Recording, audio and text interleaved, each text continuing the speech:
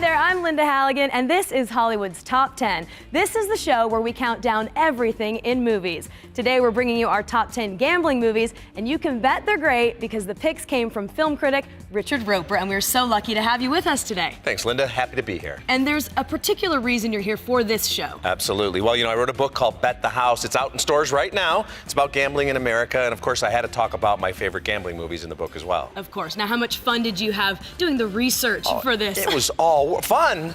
Fun? Are Sorry, you kidding me? hard work. It was great because I could go to the track, I could buy lottery tickets, I could bet on sports, and I would tell people it's research. It's all research. Exactly. For the book. It's for the book. It's for the book, right? Yeah. We appreciate that. Richard's back with us now. Owning Mahoney was based on a true story, right? And for him, he really liked to bet on horses and sports. Right. What's your game of choice? I actually prefer poker and blackjack, Lynda. I feel like when I'm playing poker, at least I have some control over what's going to happen. You saw in Let It Ride there, where Richard Dreyfuss is watching that horse race. That's just too nerve-wracking for me. Absolutely. Poker, you have to make the decisions. You're actually playing. There's strategy involved as well as luck. How long have you been playing?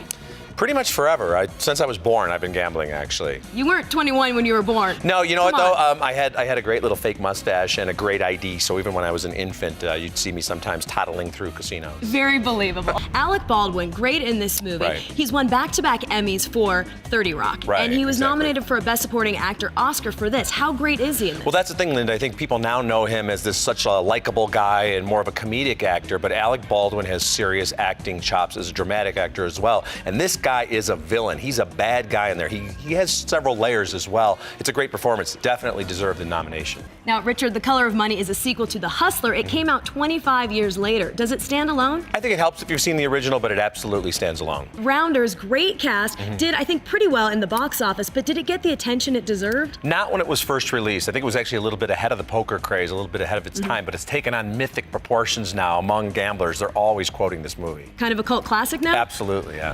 Now, I just watched The Gambler for the first time recently. It's a very powerful movie, and the thing that really struck me is the downward spiral. He just can't get out of it, even when he has numerous opportunities. That's exactly right, Lynda. I mean, some of the movies we've looked at, like Let It Ride and The Sting, are kind of lighthearted romps. This movie is a real character study and a psychological examination of the problem gambler, and James Caan is brilliant in this film. He's really good. Well, let's talk about your book. It is right. called Bet the House, How I Gambled Over a Grand a Day for 30 Days on Sports, Poker, and Games of Chance. Yep. What can people expect to find in this book? I almost wrote this looking at it almost like in cinematic terms. There's a whole adventure here, and there are some, some dark moments and a lot of lighthearted moments as well. It's for the gambler, and I hope for the non-gambler as well, to kind of understand the way that gambling really permeates the culture. It definitely is for the non-gambler, because I'm not big into gambling, and I started reading it, and it's really interesting. It's a fun and light read, and I think it appeals to a really large audience. That's my hope. Thank you very much. I appreciate And where can that. people find it? Everywhere. It's in stores now, on Amazon.com, all those great websites where you can buy books, so it's a sure bet.